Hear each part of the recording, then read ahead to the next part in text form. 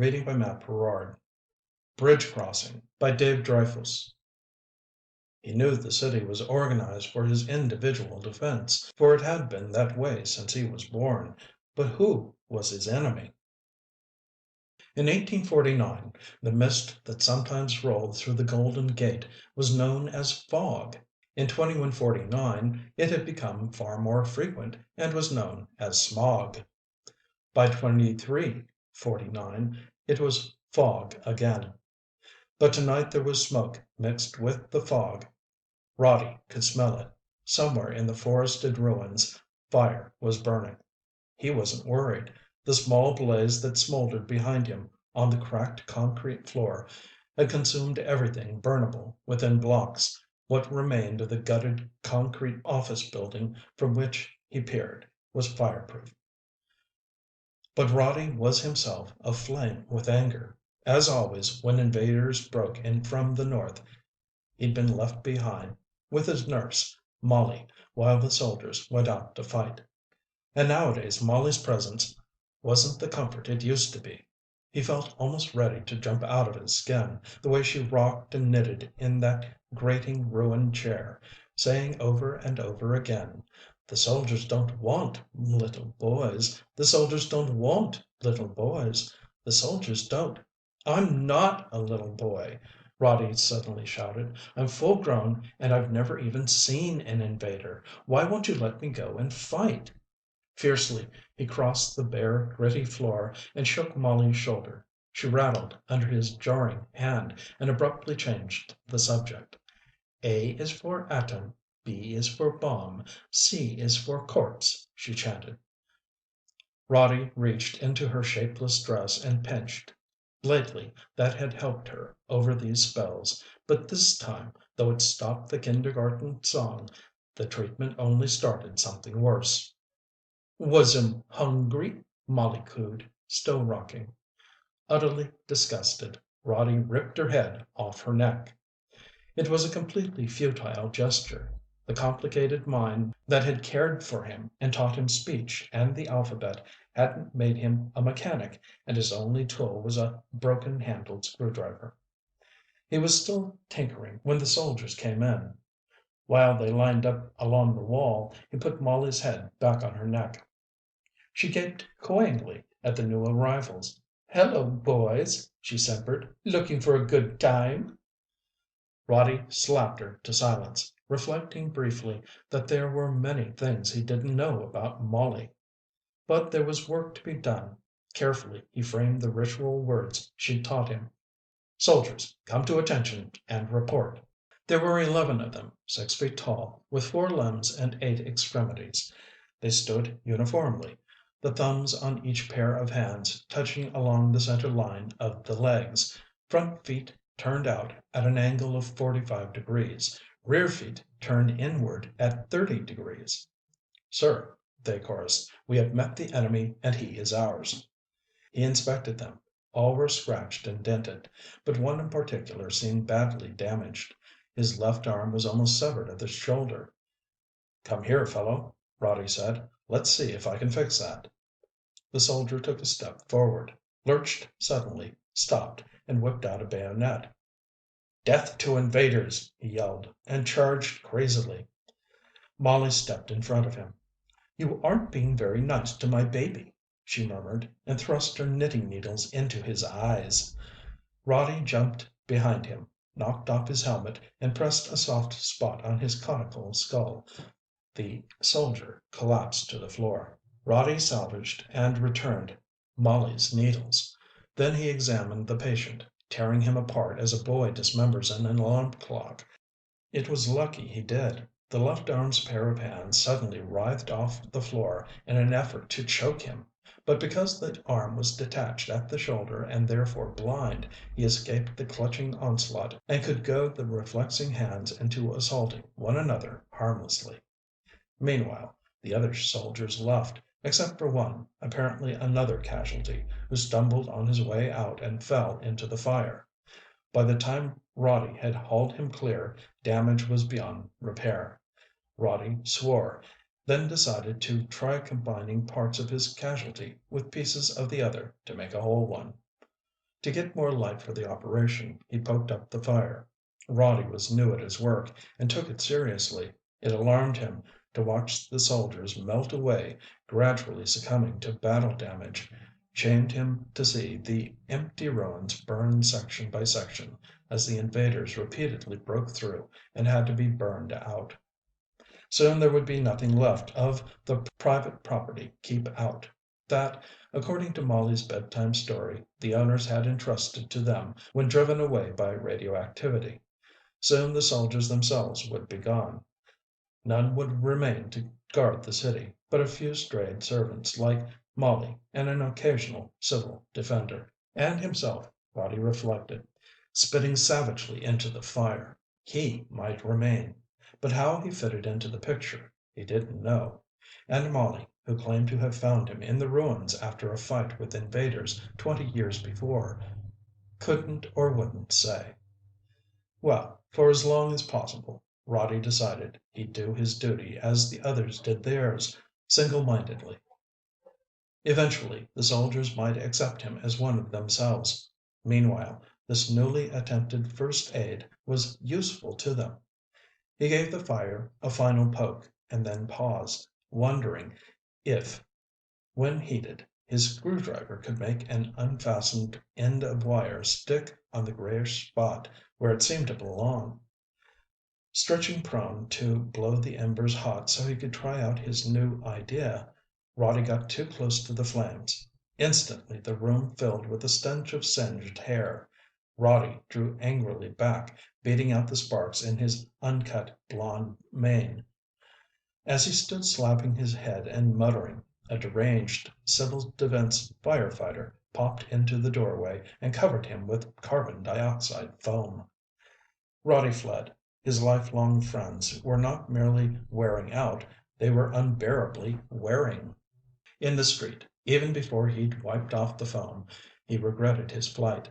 The fire was back home, and here in the cold of this fog-shrouded canyon, a mere trail between heaped-up walls of rubble. The diaper he wore felt inadequate against the pre-dawn cold. His cherished weapon, a magnetic tack hammer, was chill beneath the diaper's top, and the broken radium-dialed wrist watch, suspended from a string around his neck, hung clammy against his chest. He stood, irresolute on numbing bare feet, and considered returning to the more familiar bedlam. But colder than cold was his shame at being cold. Molly never was, though she knew how to keep him warm. Nor were the others. Hunger, thirst, pain, and coldness were sensations never experienced by his friends. Like the growth he'd been undergoing till recently, these were things of ignominy, to be hidden as far as possible from inquiring eyes. Cold as it was, he'd have to hide. Temporarily the darkness concealed him, though it was not quite complete. From above the fog the moon played vaguely deceptive light on the splinters of architecture looming toward it. Some distance off an owl hooted, but here nocturnal rodents felt free to squeak and rustle as they scampered. The world seemed ghostly, yet it wasn't dead. It merely lurked. And as an irrepressible yawn reminded Roddy of his absurd need for sleep even in the midst of danger, he concluded for the thousandth time that the one who'd built him must have been an apprentice. For just such reasons he'd developed the hideout toward which he now walked. It had been the haven of his adolescence, when the discovery of how much he differed from his friends had been a shock, and the shock itself a difference to be hidden. His hiding place was a manhole, dead center in the dead street. A weathered bronze bar, carefully placed in the cover's slotted rim, was the levering key that opened its door. Everything was wrong tonight. He couldn't even find the bar. Of course, that spoiled things, because the bar was a roller on which to move the heavy cover from below, and a support that held it ajar for ventilation. But the example of his friends had taught him above all else to carry out every purpose. Molly was a nurse. She had raised him despite all obstacles. The soldiers were guards. They protected the ruins against everything larger than a rat. The firefighter had put even him out when he was aflame. Anyhow, the manhole cover had been loosened by his frequent handling. He lifted it aside by main strength, then flattened himself to the street and felt with his feet for the top rung. Halfway down the iron ladder, something made him pause. He looked, but saw only blackness. He listened, sniffed, found nothing. What could have entered through the iron cover? He sneered at his own timidity and jumped to the bottom. It was warm. The dry bottom of the hole had the temperature of body heat, as if a large animal had recently rested there. Quickly, Roddy drew the hammer from his waist. Then, with weapon ready for an instantaneous blow, he stretched his left hand through the darkness. He touched something warm, softish. Gingerly he felt over that curving surface for identifying features. While Roddy investigated by touch, his long fingers were suddenly seized and bitten. At the same time his right shin received a savage kick, and his own retaliatory blow was checked in mid-swing by an unexpected voice. "Get your filthy hands off me!" it whispered angrily. "Who do you think you are?" Startled, he dropped his hammer. "I'm Roddy," he said, squatting to fumble for it. "Who do you think you are?" "I'm Ida, naturally. Just how many girls are there in this raiding party?" His first invader, and he had dropped his weapon. Scrabbling fearfully in the dust for his hammer, Roddy paused suddenly. This girl, whatever that was, seemed to think him one of her own kind. There was a chance, not much, but worth taking, to turn delay to advantage. Maybe he could learn something of value before he killed her. That would make the soldiers accept him. He stalled, seeking a gambit. How would I know how many girls there are? Half expecting a blow, he got instead an apology. "I'm sorry," the girl said. "I should have known. Never even heard your name before, either. Roddy. Whose boat did you come in, Roddy?" "Boat? What was a boat? How would I know?" he repeated, voice tight with fear of discovery. If she noticed the tension, she didn't show it. Certainly her whisper was friendly enough. "Oh, you're one of the fellows from Bodega, then. They shoved a boy into our boat at the last minute, too. Tough, wasn't it, getting separated in the fog and tied like that? If only we didn't have to use boats. But say, how are we going to get away from here?" "I wouldn't know," Roddy said, closing his fingers on the hammer and rising. "How did you get in?" "Followed your footprints. It was sundown, and I saw human tracks in the dust, and they led me here. Where were you?" "Scouting around," Roddy said vaguely. "How did you know I was a man when I came back?" "Because you couldn't see me, silly. You know perfectly well these androids are heat sensitive and can locate us in the dark." Indeed, he did know. Many times he'd felt ashamed that Molly could find him whenever she wanted to, even here in the manhole. But perhaps the manhole would help him now to redeem himself. "I'd like to get a look at you," he said. The girl laughed self-consciously. "It's getting gray out. You'll see me soon enough." But she'd see him, Roddy realized. He had to talk fast. "What'll we do when it's light?" he asked. "Well, I guess the boats have gone," Ida said. "You could swim the gate, I guess. You seem tall and strong enough, but I couldn't. You'll think it's crazy, but I've given this some thought, and even looked it over from the other side. I expect to try the Golden Gate Bridge." Now he was getting somewhere. The bridge was ruined, impassable. Even her own people had crossed the strait by other means. But if there were a way over the bridge— "It's broken," he said. "How in the world can we cross it?" "Oh, you'll find out if you take me up there. I don't want to be alone, Roddy. Will you go with me, now?" Well, she could be made to point out the route before he killed her, if nothing happened when she saw him. Uneasy, Roddy hefted the hammer in his hand. A giggle broke the pause. "It's nice of you to wait and let me go first up the ladder," the girl said. "But where the heck is the rusty old thing?" "I'll go first," said Roddy. He might need the advantage. "The ladder's right behind me." He climbed with hammer and teeth and stretched his left hand from street level to grasp and neutralize the girl's right.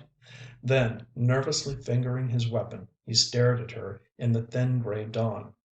She was short and lean, except for roundnesses here and there. From her shapeless doeskin dress stretched slender legs that tapered to feet that were bare, tiny, and like her hands, only two in number. Roddy was pleased. They were evenly matched as to members, and that would make things easy when the time came. He looked into her face. It smiled at him, tanned and ruddy, with a full mouth and bright dark eyes that hid under long lashes when he looked too long. Startling, those wary eyes, concealing. For a moment he felt a rush of fear, but she gave his hand a squeeze before twisting loose, and burst into sudden laughter. "Diapers!" she chortled, struggling to keep her voice low. "My big, strong, blond and blue-eyed hero goes into battle wearing diapers and carrying only a hammer to fight with. You're the most unforgettable character I have ever known." He'd passed inspection then, so far. He expelled his withheld breath and said, "I think you'll find me a little odd, in some ways." "Oh, not at all," Ida replied quickly. "Different, yes, but I wouldn't say odd." When they started down the street she was nervous despite Roddy's assertion that he knew where the soldiers were posted. He wondered if she felt some of the doubt he'd tried to conceal, shared his visions of what the soldiers might do if they found him brazenly strolling with an invader. They might not believe he was only questioning a prisoner. Every day his friends were becoming more unpredictable. For that very reason, because he didn't know what precautions would do any good, he took a chance and walked openly to the bridge by the most direct route. In time, this apparent assurance stilled Ida's fears, and she began to talk. Many of the things she said were beyond his experience and meaningless to him, but he did note with interest how effective the soldiers had been. "It's awful," Ida said. "So few young men are left, so many casualties." "But why do we, keep up the fight?" Roddy asked. "I mean, the soldiers will never leave the city. Their purpose is to guard it, and they can't leave, so they won't attack. Let them alone, and there'll be plenty of young men." "Well," said Ida sharply, "you need indoctrination. Didn't they ever tell you that the city is our home, even if the stupid androids do keep us out? Don't you know how dependent we are on these raids for all our tools and things?" She sounded suspicious. Roddy shot her a furtive, startled glance, but she wasn't standing off to fight him. On the contrary, she was too close for both comfort and combat. She bumped him hip and shoulder every few steps, and if he edged away, she followed. He went on with his questioning.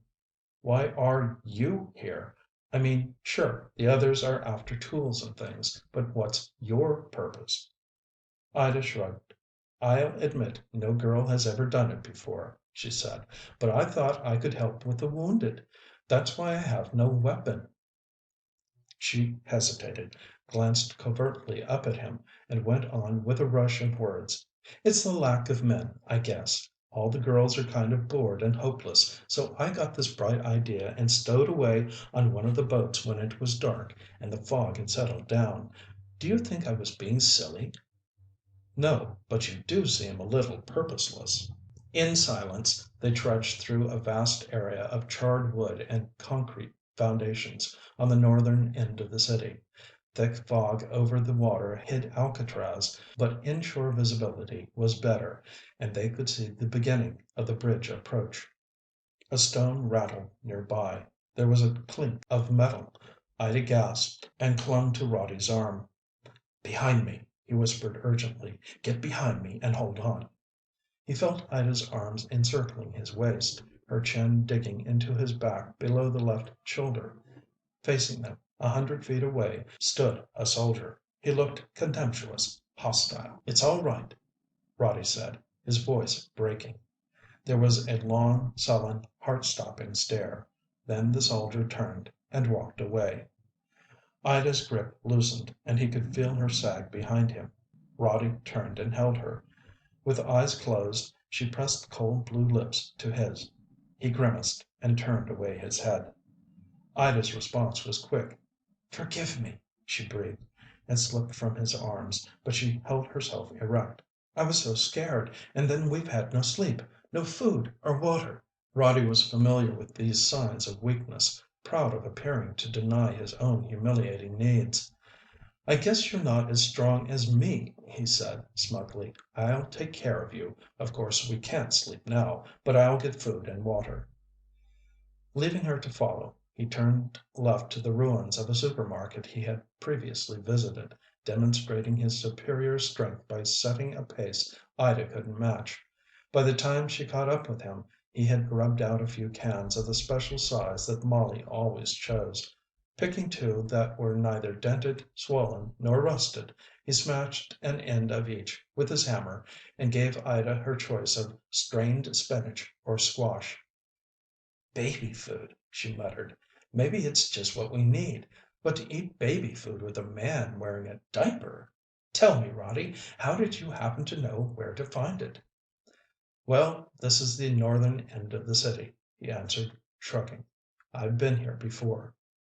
"Why did the soldier let us go?" "This watch," he said, touching the radium dial. "It's a talisman." But Ida's eyes had widened and the color was gone from her face. She was silent too, except when asking him to fill his fast emptied can with rainwater. She didn't finish her own portion, but lay back in the rubble with feet higher than her head, obviously trying to renew her strength. And when they resumed their walk, her sullen, fear-clouded face showed plainly that he'd given himself away. But to kill her now, before learning how she planned to cross the supposedly impassable bridge, seemed as purposeless and impulsive as Ida herself. Roddy didn't think, in any case, that her death would satisfy the soldiers. With new and useful information to offer, he might join them as an equal at last. But if his dalliance with this enemy seemed pointless, not even Molly's knitting needles could protect him. He was sure the soldiers must be tracking the mysterious emanations of his watch dial, and had trouble to keep from glancing over his shoulder at every step. But arrival at the bridge approach ended the need for this self-restraint. Here, difficult going demanded full attention. He'd never gone as far as the bridge before, not having wanted to look as if he might be leaving the city. The approach was a jungle of concrete with an underbrush of reinforcing steel that reached for the unwary with rusted spines.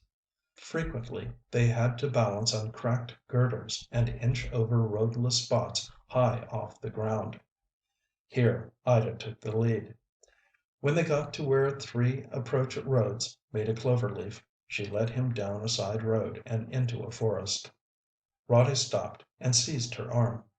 "What are you trying to do?" he demanded. "I'm taking you with me," Ida said firmly. "Taking you where you belong." "No," he blurted, drawing his hammer. "I can't go, nor let you go. I belong here." Ida gasped, twisted loose, and ran. Roddy ran after her. She wasn't so easily caught. Like a frightened doe, she dashed in and out among the trees, leapt to the bridge's underpinnings where they thrust rustically from a cliff, and scrambled up the ramp. Roddy sighed and slowed down. The pavement ended just beyond the cable anchors. From there to the south tower, only an occasional dangling support wire showed where the actual bridge had been suspended. Ida was trapped. He could take his time, let the soldiers come up, as they undoubtedly would, to finish the job. But Ida didn't seem to realize she was trapped. Without hesitation she dashed up the main left-hand suspension cable and ran along its curved steel surface. For a moment Roddy thought of letting her go, letting her run up the ever-steepening catenary until, because there were no guard ropes or hand grips, she simply fell. That would solve his problem. Except it wouldn't be his solution. Her death wouldn't prove him to his friends. He set out quickly, before Ida was lost to sight in the thick fog that billowed in straight from the ocean. At first he ran erect along the top of the yard-wide cylinder of twisted metal, but soon the curve steepened. He had to go on all fours, clinging palm and sole. Blood was on the cable where she'd passed. More blood stained it when he'd followed. But because his friends knew neither pain nor fatigue, Roddy would admit none either.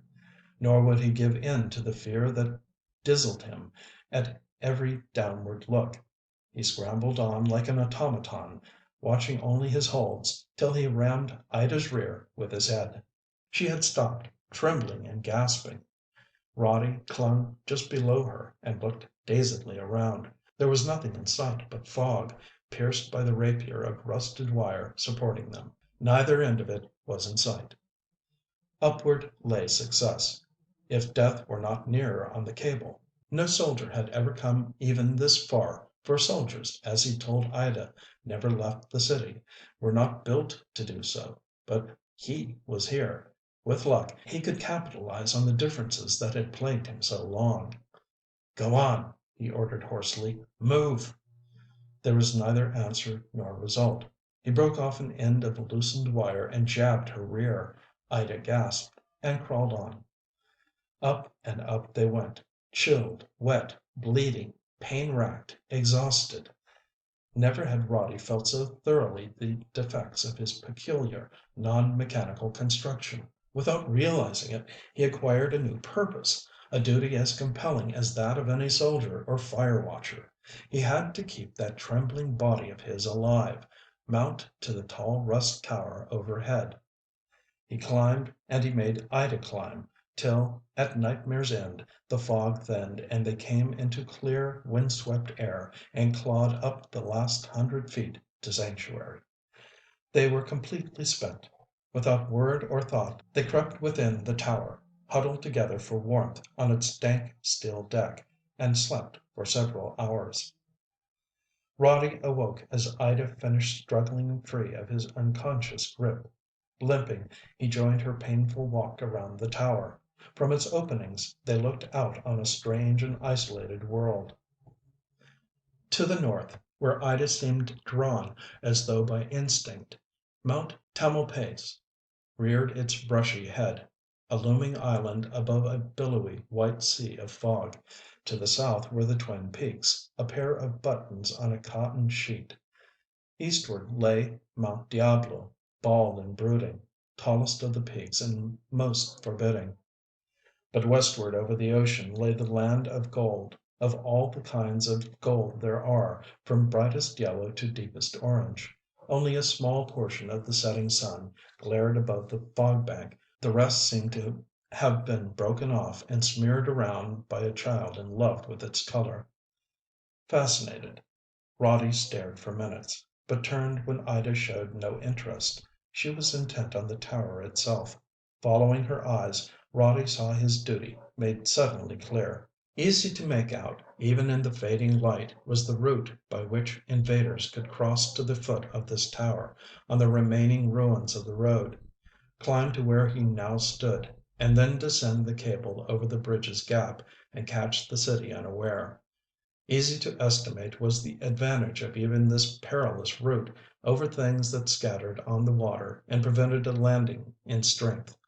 Easy to see was the need to kill Ida before she carried home this knowledge. Roddy took the hammer from his waist. "Don't! Oh, don't!" Ida screamed. She burst into tears and covered her face with scratched and bloodied hands. Surprised, Roddy withheld the blow.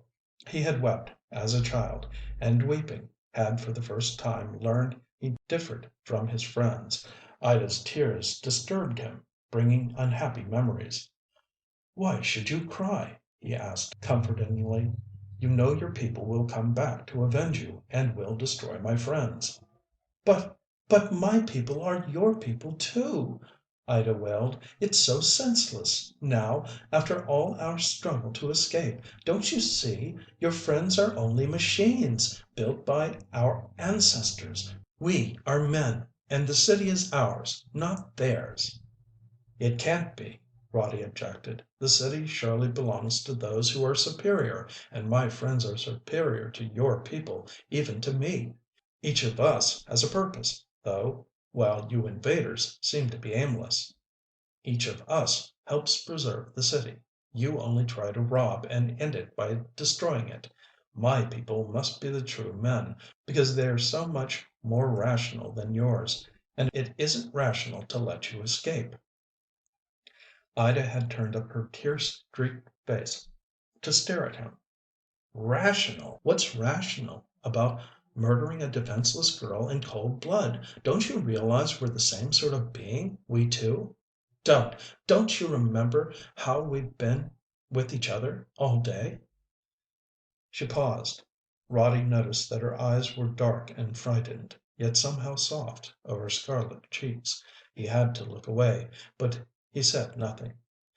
"Never mind," Ida said viciously. "You can't make me beg. Go ahead and kill. See if it proves you're superior. My people will take over the city regardless of you and me, and regardless of your jumping jack friends, too. Men can accomplish anything." Scornfully she turned and looked toward the western twilight. It was Roddy's turn to stand and stare. "Purpose," Ida flung at him over her shoulder. "Logic. Women hear so much of that from men. You're a man, all right. Men always call it logic when they want to destroy. Loyalty to your own sort, kindness, affection, all emotional, aren't they? Not a bit logical. Emotion is for creating, and it's so much more logical to destroy, isn't it?" She whirled back toward him, advancing as if she wanted to sink her teeth into his throat. "Go ahead, get it over with, if you have the courage." It was hard for Roddy to look away from that wrath crimsoned face, but it was even harder to keep staring into the blaze of her eyes. He compromised by gazing out an opening at the gathering dusk. He thought for a long time before he decided to tuck his hammer away. "It isn't reasonable to kill you now," he said. "Too dark. You can't possibly get down that half-ruined manway tonight, so let's see how I feel in the morning." Ida began to weep again, and Roddy found it necessary to comfort her. And by morning he knew he was a man. End of Bridge Crossing by Dave Dryfoos.